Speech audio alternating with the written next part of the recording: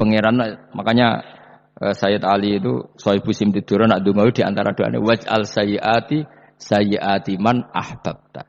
Jadikan ya Allah kesalahan saya kesalahan orang yang engkau cintai.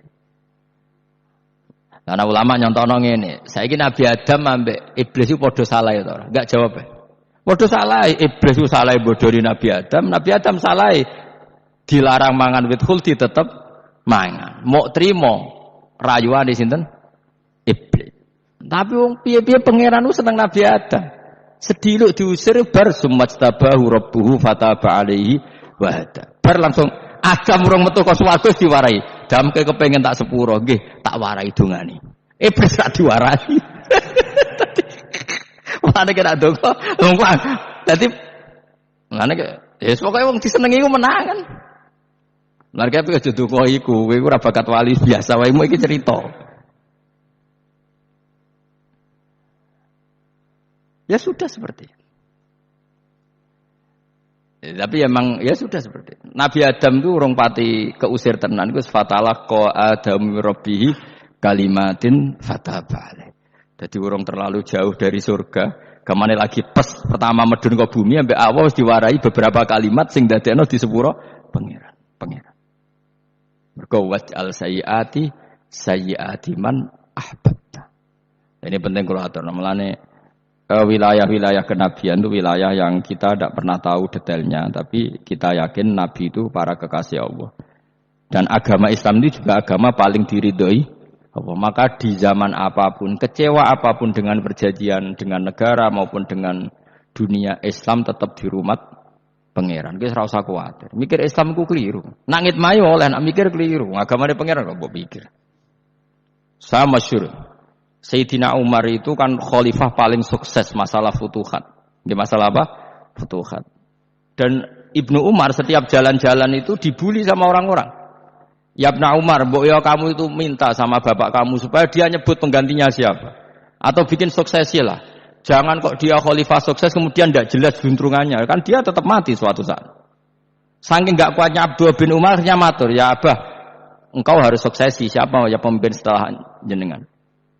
Lah kenapa? Orang-orang bilang kalau ada orang misalnya penggembala kambing terus ditinggal gelanggang itu dianggap dosa karena kambingnya pasti kocar. Apalagi ini urusan umat. Kamu tahu-tahu mati sebelum sesi ini pasti kacau. Umar langsung marah. Agama Islam itu enggak sama dengan kambing kata Umar. Agama Islam agamane pangeran, mesti diurusi pangeran. Aku mau khilafah. Aku mau suksesi. Ben aku ora usah mikir. Engko ora diurusi pangeran. Jadi Umar itu justru saking hormatnya sama Islam itu dengan cara gak mau mikir Islam. Gak mikir berarti gak khidmah ya, tetap mengkhidmati Islam. Seperti saya ini kan yang khidmati Islam lewat mulang. Tapi aku ora tahu mikir nasib Islam. Lho Islam ora kondang piye. Ditinggal Abu Bakar mlaku, Umar mlaku. Wali Songo mbek kowe rak mulya Wali Songo. Saiki durus mudin ya mlaku, durus KUA ya mlaku. Durus mubalek sing kadang matre ku ya mlaku.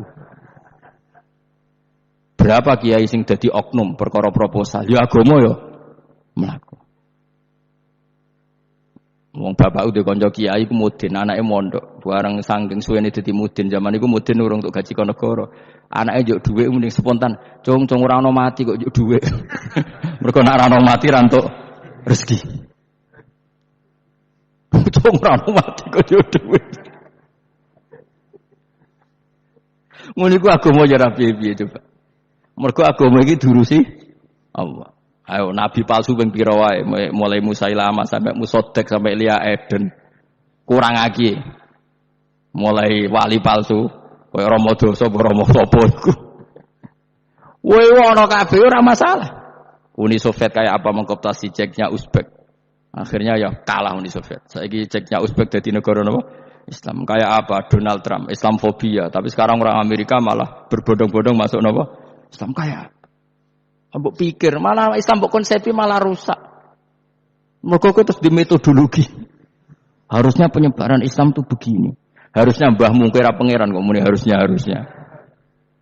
Wong Islam kadang mlaku ya lewat mudin, lewat. Saya itu punya santri ini kisah nyata. Itu lahirnya di Bali. Itu bisa baca Fathul Mu'in. Lahirnya di Bali. Bahkan dia ketika SD ku tukang mimpin lagu Hindu. Lagu Bali apa Hindu apa Buddha? Hindu. Karena dia ketua kelas, tapi Islam. Semua comuin. Jadi kayak gede. Gara-gara apa? Jadi babah itu bakul sate neng Bali. Ya bakul sate berhubung sukses, ponakane misalnya ini diajak orang Madura kan gitu. Aslinya orang Madura. Setelah kampung itu menjadi kampung Muslim lama-lama berkebutuhan punya masjid. Berhubung wis anake kiai ana masjid mosok ora wong alim. Akhirnya anake dipondokno di Jawa. Pondokno di Jawa iso maca muin terus ngaji sama saya. Jadi saiki ning Bali kok ana wong ora muin ya ana santrine di Bali maca fatul muin. Ning Jawa kadang wong ora iso maca muin. Jadi terima bakal sate muter terus. Era putu. Kayak Islam di Indonesia gara-gara pedagang Gujarat. Meskipun sejarah itu diperdebatkan ya gara-gara dagang. Karena mereka Muslim ya akhirnya menyebarkan apa? Islam. Jadi semudah itu Allah. Termasuk konflik Ali bin Muawiyah. Itu barokahnya sama susahnya konflik itu masih banyak barokahnya. Sayyidina Ali sama Sayyidina Muawiyah. Karena kita ahli sunnah ya. Tidak menyalahkan salah satu madzhab ahli sunnah ini. Itu barokahnya beliau konflik itu banyak sahabat yang migrasi. Ada yang ke Cina, ada yang kemana-mana. Termasuk yang diyakini para sejarawan ada yang ke Selat Malaka. Termasuk akhirnya sampai ke Baros ini. Barokahnya orang nggak nyaman di Yaman itu di Syria sama di Irak. Akhirnya Islam menyebar. Oh sudah. Andai kan nggak ada konflik itu, mungkin penyebarannya juga lambat. Makanya saya bolak-balik bilang, setan itu ono goblok. Gomko ora melok ngaji saiki. Lah setan ora goblok piye? Kalau ada anaknya kiai 5 lanang kabeh sih, alim kabeh iku didu. Mergo rebutan pondok induk. Aslinya pondok satu titik di desa itu. Misalnya ning Beduan ya di meja. Gara-gara tuh konflik itu terus sing sitok minggat ning Kalimantan.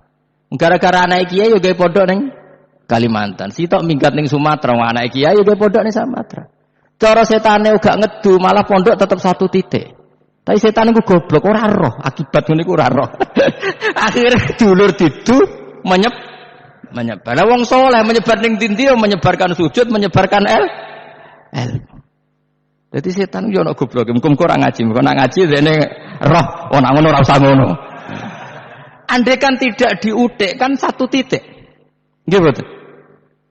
Tapi setan niku nek ana wong saleh iku didu. Nak didu ana sing kecewa minggat. Lah migate wong saleh ndak ape gawe apa? Mosok ape gawe dugem. Mulane kula anggere wong saleh tukaran Gus iku tukaran gara-gara tukar saiki migat ning Papua ya alhamdulillah kuwi. Apik.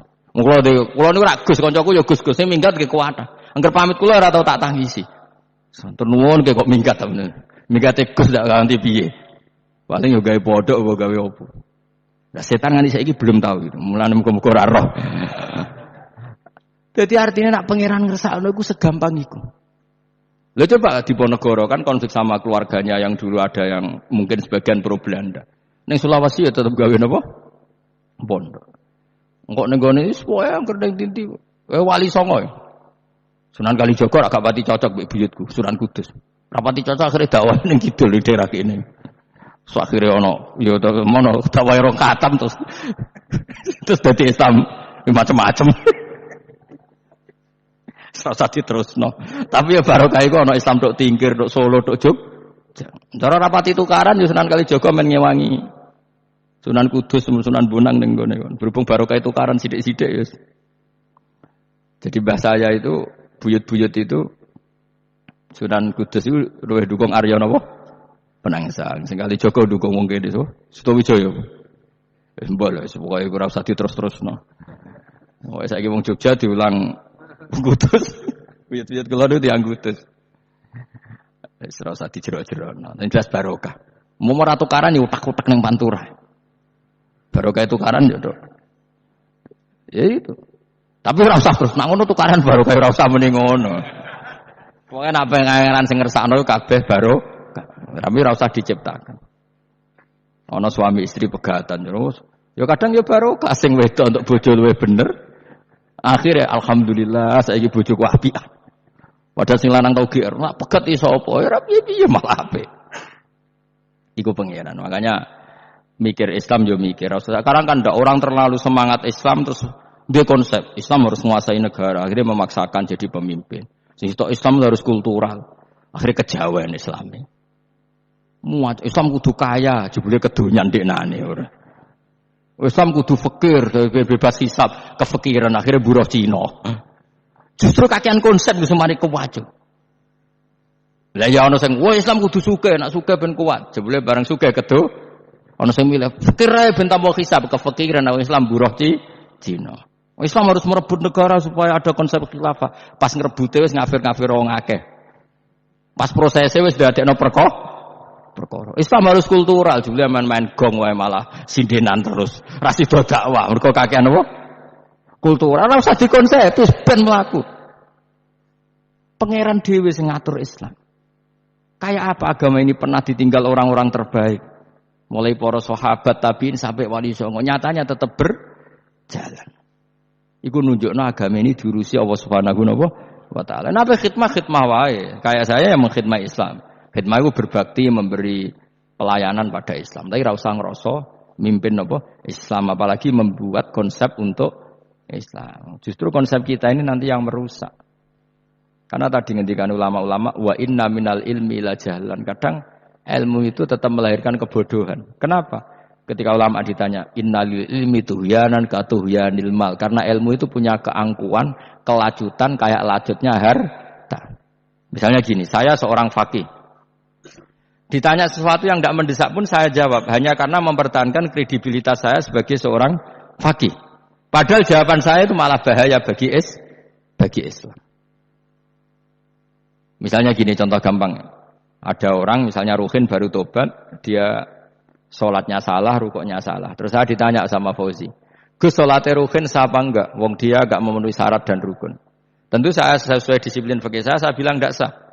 Karena harus sujudnya ngongkrong atau dia sholatnya Fatihahnya tidak benar. Padahal andaikan saya tidak jawab lebih baik. Karena apa? Bisa saja menurut Allah sholatnya dia agak sah secara fikih tapi diterima Allah. Karena dari tidak sholat menjadi sholat. Itu kan ibarat begini. Orang makan tela yang agak-agak beracun tapi tidak racun yang mematikan. Itu baik apa enggak? Ya tidak baik jawabannya. Tapi kalau bandingannya daripada tidak makan sama sekali, tentu baik makan. Nah, kesalahan itu yang makanya kata Imam Ghazali, kesalahan itu yang dialami para fuqaha mu'asirun sekarang. Setiap pertanyaan itu dijawab. Dan ironisnya karena sesuai disiplin.